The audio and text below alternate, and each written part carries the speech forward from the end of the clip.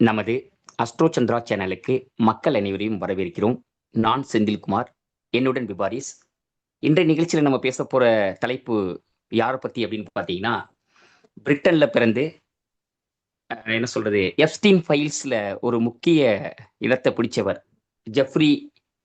அஹ், நம்ம ஜெஃப்ரி எப்ஸ்டீனுடைய நெருங்கிய தோழி, அவர் ரொம்ப க்ளோஸ் கேர்ள் ஃப்ரெண்டு அப்படி சொல்லலாம். க்ளோஸ் ரிலேஷன்ஷிப் லவ்வராக இருந்தாங்க. அதுக்கப்புறம் பார்த்தீங்கன்னா ஃபினான்சியல் விஷயத்துல ரெண்டு பேரும் ரொம்ப க்ளோஸாக இருந்தாங்க. கடைசியில் வந்து நாங்கள் ரெண்டு பேரும் லவ் பண்ணல அப்படிங்கிற தகவலை சொன்னாங்க. அதிகாரப்பூர்வமான தகவல் வந்து பார்த்தீங்கன்னா லவ் பண்ணதாகவும் 2 வருடங்கள்ல அவங்க அந்த ரிலேஷன்ஷிப்லேருந்து விலகி பிஸ்னஸ் ரிலேஷன்ஷிப்பை வந்து அதிகப்படுத்திக்கிட்டதாகவும் சொல்லப்பட்டுச்சு. ஸோ இது நம்ம 90களில் 1990ஸ்லேருந்து நம்ம மேக்ஸ்வெல், கிளிசரின் மேக்ஸ்வெல் அவங்க வந்து பார்த்தீங்கன்னா நம்ம எஃப்டீனோட எப்படி தொடர்பில் இருந்தாங்க, அவங்க தொடர்பு கொள்றதுக்கு என்ன காரணம், இதன் மூலியமா என்னென்ன விஷயங்கள் ஜோதிட ரீதியாக ஆய்வுல எடுக்கப்பட்டது, அவங்களுடைய ஜோதிட கட்டம் என்ன சொல்லுது, எப்படி வந்து அவங்களுடைய புகழ் வந்து இப்படி ஸ்பாயில் ஆச்சு, இது எல்லாத்தையுமே நம்ம வந்து ஜோதிட ரீதியா நம்ம தெரிஞ்சுக்க போறோம். நிகழ்ச்சிக்கு போகலாம். வணக்கம் பரிஸ். லெஸ்லின் மேக்ஸ்வெல் வந்து பிறந்தது பாத்தீங்கன்னா டிசம்பர் 25, 1961. ஓகே. ஆஃப்டர்நூன் பிறந்திருக்காங்க. 3:20 டைம் லன்ச்ல பிறந்திருக்காங்க. ஸோ லக்னம் வந்து பாத்தீங்கன்னா ஓகே. ரிஷப லக்னம் வருது. ராசி வந்து கடக ராசி, ஆயில்ய நட்சத்திரம் 2ஆம் பாதம் வருது. திங்கக்கிழமை பிறந்திருக்காங்க. ஓகே. ஸோ இவங்க ஜாதத்துல வந்து பேசிக்கா நான் வந்து இந்த 8ஆம் வீட்டு வந்து ஹெவியா உங்களுக்கு கிரகங்கள் இருக்கு. ஸோ அப்படி நான் கட்டத்தில் இருக்கிறத நான் பேசிக்கா ஒன்று சொல்லிடுறேன். ரிஷப ஓகே. லக்கணம் 3ஆம் வீட்டுல வந்து பாத்தீங்கன்னா ராகு சந்திரன் உட்காந்துருக்கு. அருத லக்கணம் 3ல உட்காந்துருக்கு. ஓகே. ஸோ அடுத்து வந்து பாத்தீங்கன்னா 8ஆம் வீட்டுல தான் கிரகங்கள் இருக்கு. அதாவது தனுசு ராசி தான் 8ஆம் வீடா வருது. கிரகங்கள் பாத்தீங்கன்னா சூரியன், செவ்வாய், சுக்கிரன், புதன் இதெல்லாம் வந்து பாத்தீங்கன்னா உங்களுக்கு 8ஆம் வீட்டுல இருக்கு. சூரியன், செவ்வாய், புதன், சுக்கிரன். சூப்பர். 9ல வந்து பாத்தீங்கன்னா குரு நீச்சமா இருக்கு மகர ராசியில. சனி கூட இருக்கு, கேது கூட இருக்கு. ஓகே. ஓகே. சோ லக்னாதிபதி 8ல இருக்கு. சோ இந்த ஜாதத்துல வந்து பாத்தீங்கன்னா மெயினா அஃபேருக்கான காம்பினேஷன், செக்ஷுவல் அஃபேருக்கான காம்பினேஷன் என்ன அப்படிங்கறத நான் சொல்றேன். 8ஆம் ஓகே. வீட்டுல வந்து பாத்தீங்கன்னா சுக்கிரன் அப்படிங்கிறது சீக்ரெட் ரிலேஷன்ஷிப், சீக்ரெட். அதாவது சுக்கிரன் வந்து காரத்தத்துவம் என்ன, திருமணத்துக்கான காரத்தத்துவம், ரிலேஷன்ஷிப், லவ் சம்பந்தப்பட்டதுக்கான காரத்தத்துவத்தை குறிக்கிறவர் தான் சுக்கிரன். சுக்கிரன் எங்க உட்காந்துருக்காரு, 8ஆம் வீட்டுல உட்காந்துருக்காரு. அப்படிங்கும்போது சீக்ரெட்டான ரிலேஷன்ஷிப், சீக்ரெட்டான லவ், அந்த மாதிரி விஷயங்களை ஓகே. நம்ம சொல்லலாம். சரி. சோ இந்த ஜாதகத்துல லக்னாதிபதி 8ல போய் உட்காந்துருக்கும் போது, லக்னாதிபதி 8ல போச்சுன்னா ஜாதகரை பத்தி சீக்ரெட்ஸ் நிறைய இருக்கு, நிறைய சீக்ரெட்ஸ் ம். வந்து உள்ளுக்கு இருக்கும் அப்படிங்கிறது, ரகசியங்கள் அதிகம். 8ஆம் வீடு ரகசியத்தை குறிக்கிறது. லக்னாதிபதி 8ல போய் உட்காந்துருக்காரு சுக்கிரன். ஓகே. ஓகே. 5ஆம் வீடு காதலை குறிக்கக்கூடியது. 7ஆம் வீடு மேரேஜ், திருமணம், இல்ல ரிலேஷன்ஷிப், இந்த விஷயங்கள் எல்லாமே சொல்லலாம். ஓகே. ஒரு ஜாதகத்துல 5ஆம் வீட்டு 7ஆம் வீட்டு 8ஆம் வீட்டோட சம்மந்தப்பட்டுருச்சு அப்படின்னா, 5, 7, 8 இந்த 3 வீடு சம்மந்தப்பட்டுருச்சு அப்படின்னா, 3 ஓகே. வீடு சம்மந்தப்பட்டு 8ல கொஞ்சம் சம்மந்தப்பட்டு, இந்த 3 சம்மந்தப்பட்டதுன்னா ரகசியமான ரிலேஷன்ஷிப், எக்ஸ்ட்ரா மேரிட்டல் அஃபேர், இல்ல உங்களுக்கு வந்து ஹிடன் செக்ஷுவல் அஃபேர்ஸ் இதெல்லாம் வந்து குறிக்கக்கூடியது. 5, 7, 8 காம்பினேஷன் நீங்க சொல்லலாம். 5ஆம் வீடு, 7ஆம் வீடு, 8ஆம் வீடு. இந்த ஜாதகத்துல வந்து பாத்தீங்கன்னா 5ஆம் வீடு புதன், 7ஆம் வீடு செவ்வாய், 8ஆம் வீடு வந்து குரு. அப்படிங்கும்போது 8ஆம் ம். வீட்டுல உட்காந்துருக்காங்க. 5ஆம் வீட்டு அதிபதி புதனும், 7ஆம் வீட்டு அதிபதி 5ஆம் வீட்டு அதிபதி செவ்வாய். புதன், 7ஆம் வீட்டு அதிபதி செவ்வாயும் சேர்ந்து 8ல போய் உட்காந்துருக்காங்க. ம். ஸோ இது வந்து பாத்தீங்கன்னா கரெக்ட். உங்களுக்கு 8ஆம் வீட்டுல சுக்கிரன், செவ்வாய், சூரியன், புதன் இருக்கிறது. ஸோ செக்ஷுவலி அஃபேருக்கு வந்து காம்பினேஷன், கிளியர் கட் காம்பினேஷனா இருக்கு. புதனோட இணைஞ்சு இருக்கிறதுனால மல்டிபிள் ரிலேஷன்ஷிப்னு சொல்லலாம். விஷயம் என்னன்னா புதன் ஓகே மல்டிபிள் சொல்லலாம். பட் விஷயம் என்னன்னா உங்களுக்கு கண்டிப்பா. தனுசு ராசியில சுக்கிரன் யாரோட ரிலேஷன்ஷிப் கொடுக்கும் அப்படின்னு பாத்தீங்கன்னா, தனுசு ராசி அப்படின்னா என்ன அப்படிங்கறத நம்ம முதல்ல புரிஞ்சுக்கணும். தனுசு ராசி ஓகே. அப்படிங்கும்போது high class, okay. Higher higher learning சொல்றீங்கும்போது professors, teachers, high class people எல்லாமே நீங்க எடுத்துக்கலாம். ஓகே. கவர்மெண்ட் பீப்புள் எடுத்துக்கலாம், நீங்க ஹை கிளாஸ் பீப்புள் ஓகே. எடுத்துக்கலாம். ப்ரொஃபசர்ஸ், டீச்சர், இந்த மாதிரி ஹை ரேங்கிங் ஆபீசர்ஸ் இதெல்லாம் வந்து பாத்தீங்கன்னா தனுசு ராசி குறிக்கும். சோ இங்க ஓகே. அஃபேர்ல இருந்தது எல்லாமே பாத்தீங்கன்னா high ranking officers, okay. Okay. Professors, இல்ல ம். பொலிட்டீஷியன்ஸ். அகைன் பொலிட்டீஷியன்ஸ் ஏன் நம்ம சொல்றதா இருக்குன்னா சூரியன் கூட இருக்குது. ஓகே. 8ஆம் வீட்டுல சூரியன் கூட இருக்கு. அப்படிங்கும்போது சூரியன்ங்கிறது அரசியல்வாதி, அரசு அரசு சம்பந்தப்பட்ட விஷயத்தை குறிக்கக்கூடியவர். செவ்வாய் வந்து ரைட். பாத்தீங்கன்னா உங்களுக்கு போலீஸ், மிலிட்டரி இந்த மாதிரி விஷயங்கள் எல்லாம் சொல்லலாம். ம். ஸோ அப்படிங்கும்போது உங்களுக்கு இந்த காம்பினேஷன் என்ன காம்பினேஷன் சொல்றது, ராயல் பீப்புளோட extremely wealthy people, extremely high class பீப்புளோட sexual relationship, hidden sexual okay affairs இருக்கக்கூடிய காம்பினேஷன் அப்படிங்கிறது இது கிளியரா இண்டிகேட் பண்ணுது. ஓகே ஸோ இது மூலியமா இவங்க வந்து பணத்தை சம்பாதிக்கிறதுக்கு இந்த செக்ஷுவல் அஃபேர் வந்து யூஸ் பண்ணி, இந்த மாதிரி பீப்புளை வச்சு யூஸ் பண்ணி இவங்க வந்து என்ன சொல்றது, மணி ஏர்ன் பண்றதுக்கு பிளான் பண்ணியிருக்காங்க. இதான் சுச்சுவேஷன். ஓகே அகைன் 9ஆம் வீடு வந்து பாத்தீங்கன்னா 8ஆம் வீட்டு குரு வந்து இங்க 9ல போய் நீச்சம் ஆயிட்டாரு, கேதுவோட சனியோட உட்கார்ந்திருக்காரு. சோ அதுவும் வந்து பாத்தீங்கன்னா இங்க வந்து நெகட்டிவான காம்பினேஷன் தான். 8ஆம் வீட்டு 9ல உட்கார்ந்திருக்கிறது வந்து நெகட்டிவான காம்பினேஷன் வச்சுங்களேன். சோ கரெக்டா வந்து பாத்தீங்கன்னா சுக்கிர திசையில குரு புத்தியில தான் அப்பா இருந்தாங்க 1991ல. இந்த பெண்மணி மேக்ஸ்வெல்லுடைய ஃபாதர் இறந்தது. அப்பா இருந்தது. சோ கரெக்டா சுக்கிரன் சுக்கிரத்துல குரு புத்தியில தான் வந்து பாத்தீங்கன்னா இங்க ஐ மீன் ஸ்டார்டிங்ல இருந்து லண்டன்ல படிச்சுட்டு இருக்காங்க. லண்டன் ஆக்ஸ்போர்டு ஹை ஸ்கூல்ல, ஆக்ஸ்போர்டு யூனிவர்சிட்டியில படிக்கிறாங்க. லைக் எல்லாமே பெரிய பெரிய பணக்காரங்க படிக்கக்கூடிய. ஒரு சின்ன இடையூறு. நம்ம இந்த மேக்ஸ்வெல் யாருங்கிறத கொஞ்சம் நேயர்கள் முதல் முறை பாக்குற நேயர்களுக்காக ஒரு முறை சொல்லிடுங்களா? சொல்லுங்க, நீங்களே சொல்லுங்க. இப்ப இந்த மேக்ஸ்வெல் யாரு அப்படின்னா விவாரி சொன்னாங்க. கிட்டத்தட்ட பாத்தீங்கன்னா 90கள்ல அவங்க ஃபாதர் வந்து இறந்து போறாங்க அப்படின்னாங்க. இவங்க ஃபாதர் வந்து பாத்தீங்கன்னா ஒரு பெரிய தொழிலதிபர், இன்வெஸ்ட் பேஸ்ட்ல ஒரு பெரிய தொழிலதிபர். இவங்களுடைய அரவணைப்புல தான் அவங்க வாழ்ந்தாங்க. பிறக்கும் போதே பாத்தீங்கன்னா ஒரு பெரிய ரிச் ஃபேமிலியில பிறந்தவங்க தான் இந்த மேக்ஸ்வெல். அதையும் தாண்டி பாத்தீங்கன்னா இவங்க வந்து பாத்தீங்கன்னா நம்ம ஏற்கனவே குறிப்பிட்ட மாதிரி நம்ம ஜெஃப்ரி ஃபைல்ஸ் ஏற்கனவே போயிட்டு இருக்கு. நம்ம இதுக்கு முன்பு போட்ட வீடியோல கூட நம்ம சொல்லியிருக்கோம். இந்த ஜெஃப்ரி எப்ஸ்டீனுடைய ஃபைல்ஸ்ல அவங்களுக்கு சின்ன சின்ன குழந்தைகளை சப்ளை பண்ண ஒரு மெஜாரிட்டியாவது குழந்தைகளை சப்ளை பண்ண ஒரு கேல் தான் இந்த மேக்ஸ்வெல். ஸோ அதனால நேயர்களுக்கு முதல் முறை பார்க்குற நேயர்களுக்கு இவங்க யாருன்னு தெரியாமல் போயிடக்கூடாதுங்கிறதுக்காக இந்த இடையூறு நான் விபாரிஸ்ட் இருந்து கேட்டு வாங்கி உங்களுக்கு தெரியப்படுத்துறேன். இப்போ விபாரிஸ் தொடருவாங்க. சொல்லுங்க விபாரிஸ்.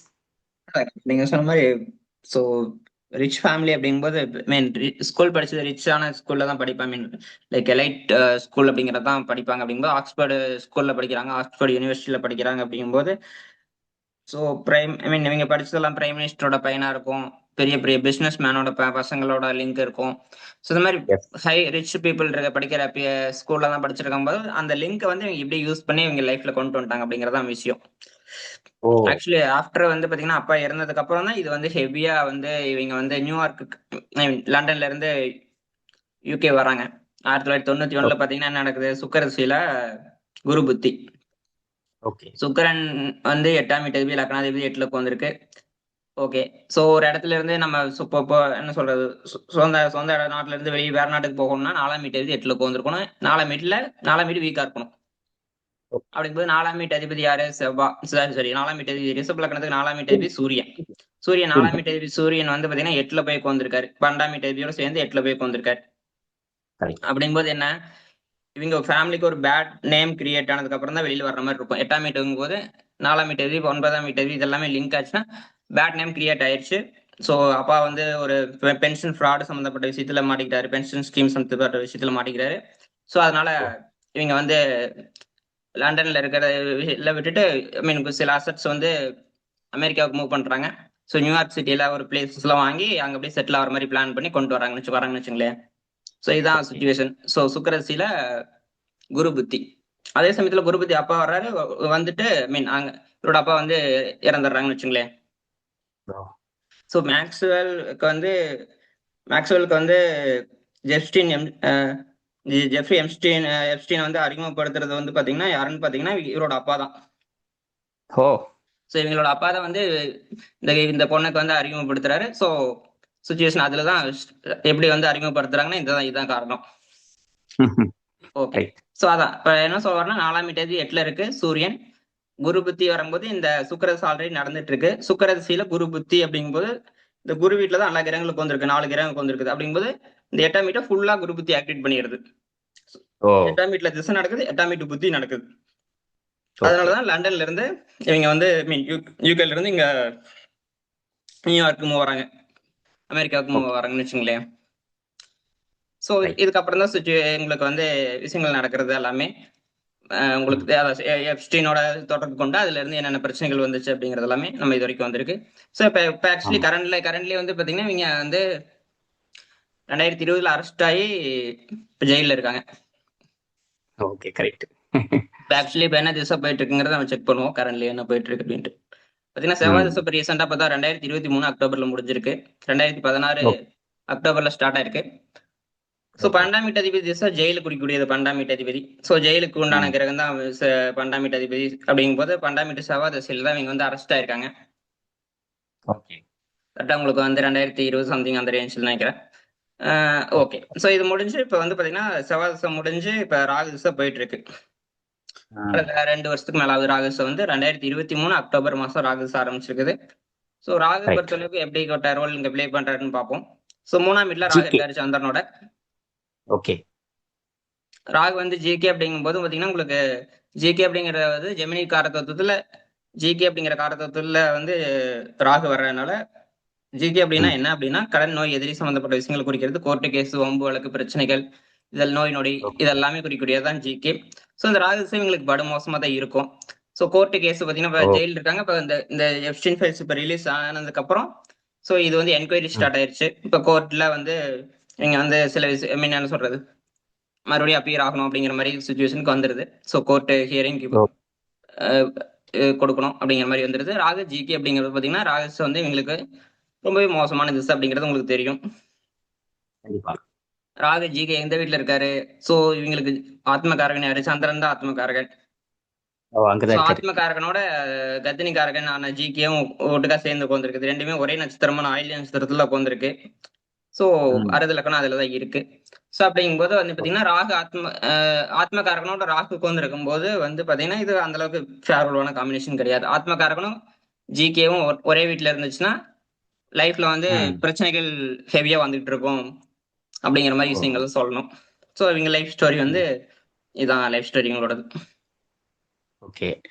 இப்போ இவங்கள பத்தி பார்த்தீங்கன்னா, இவங்க ஜெஃப்ரி எப்ஸ்டீன் வந்து 1990ல தான் சந்திக்கிறாங்க. 90கள் காலகட்டத்தில சந்திக்கிறாங்க. அவருக்கும் அப்போ வந்து பார்த்தீங்கன்னா, சுக்கிர திசை நடந்துட்டு இருக்கு. அவருடைய சுக்கிரன் வந்து பார்த்தீங்கன்னா, ஒரு ஃபேன்டாஸ்டிக்கான பிளேஸ்மெண்ட்ல இருந்தது. நேத்தி நம்ம ஜோதிட ரீதியா விரிவா பார்த்தோம். இவங்களோட சுக்கிரனும் இவங்களுக்கு சுக்கிர திசை நடக்குது. இவங்களும் இடமாற்றம் செஞ்சு யுகேலேருந்து யுஎஸ்ஏ வந்து அங்க செட்டில் ஆக வராங்க. அவங்க அப்பா மூலியமா பார்த்தீங்கன்னா, எப்ஸ்டீனை சந்திக்கிறாங்க. அது 2 பேருடைய புரிதலும் நல்லா இருக்கிறதுனால 2 பேருக்கும் வந்து ஒரு லவ் கிராஷ் ஏற்படுது. அதுக்கப்புறம் பார்த்தீங்கன்னா, இத தாண்டி அவங்க பிசினஸ் அண்ட் சோசியல் சர்க்கிள்ல ரொம்ப அவர் வந்து பார்த்தீங்கன்னா, ஹை சொசைட்டி பீப்பிள வந்து லிங்க் பண்றாங்க. மேக்ஸ்வெல் வந்து ஜெஃப்ரிக்கு. அதுல தான் ஜெஃப்ரியோட வாழ்க்கையில திருப்பம் ஏற்படுது. ஸோ அங்க ஆரம்பிச்சு தான் பின் பின் பின்னால் நீண்ட நாள் பழகுன பிறகு பார்த்தீங்கன்னா, சிறுமிகளை எப்ஸ்டீனுக்கு அறிமுகப்படுத்துறாங்க. ஸோ அந்த குற்றச்சாட்டு வந்து பார்த்தீங்கன்னா, பதிவு செய்யப்பட்டு என்ன நடந்தது அப்படிங்கிறதெல்லாம் விவாரிச்சு விளக்கமா சொன்னாங்க. நீதிமன்றத்துல இப்ப என்ன திசா புத்திகள் நடந்துட்டு இருக்கு, நீதிமன்றத்துல எப்படி இவங்க வந்து மாட்டுனாங்க அப்படிங்கிறதெல்லாம் சொல்லிட்டு இருக்காங்க.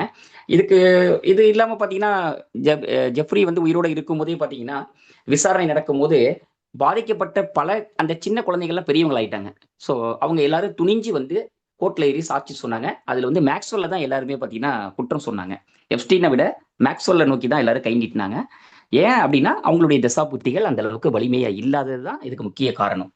ஸோ இந்த பின்புலத்தின் அடிப்படையில தான் இந்த எப்ஸ்டீன் ஃபைல்ஸ் வந்து இன்னைக்கு வந்து பயங்கரமா வைரல் ஆயிட்டு இருக்கு. இந்த அம்மா சும்மா இல்ல. மேக்ஸ்வெல் என்ன பண்ணியிருக்காங்கன்னா, 30 லட்சத்துக்கும் மேற்பட்ட ரெக்கார்ட்ஸ் வந்து ஃபைல் அதாவது மெயின்டைன் பண்ணாங்க. ஏகப்பட்ட ரெக்கார்ட்ஸ் எடுத்து வச்சிருக்காங்க. யார் யாரோட தொடர்புல இருந்தாங்க, எந்தெந்த நேரத்துல இவங்க வந்து பார்த்தீங்கன்னா, துபாய், யுஏஇ, சவுதி அரேபியா, யுகேல இருக்கக்கூடிய பல கண்ட்ரிஸ் எல்லாத்துக்குமே பார்த்தீங்கன்னா, இந்த கேர்ள்ஸை சப்ளை பண்ணியிருக்காங்க. ஈவன் நம்ம இந்தியாவில் இருக்கக்கூடிய ஒரு பெரிய தொழிலதிபர், நம்ம எல்லாருக்கும் சொன்னா தெரியக்கூடிய ஒரு தொழிலதிபர், ஒரு விலங்கு பேரோட அவருடைய பேர் தொடங்கும். ஸோ அப்பேற்பட்ட தொழிலதிபருக்கு கூட இவங்க வந்து சிறுமிகளை வந்து சப்ளை செஞ்சிருக்காங்கிற இதெல்லாம் வந்து நம்ம லீக் ஆகிட்டு இருக்கு. ஸோ இவங்களுடைய பின்புலம் வந்து ரொம்ப ரொம்ப வருந்தத்தக்கது. ஸோ இன்றைய நிகழ்ச்சியில பார்த்தீங்கன்னா, விவரிச்சு ஏதாவது சொல்ல வேண்டியிருக்கா? நீங்க சொன்னது கரெக்ட் தான். ஏன்னா செவ்வாய் திசையில ஜெயிலுக்கு போயிருக்காங்கன்னா எப்ஸ்டீனுக்கும் செவ்வாய் திசை நடக்கும்போது தான் ஜெயில மாட்டிருக்காரு. அதுக்கு முன்னாடி மாட்டினாரு சூரிய திசையில. ஸோ அதுக்கு அடுத்து செவ்வாய் திசையில ஜெயில மாட்டுறாரு. அதான் அதேதான் பாத்தீங்கன்னா அவருக்கும் 12ஆம் வீட்டு தான் செவ்வா.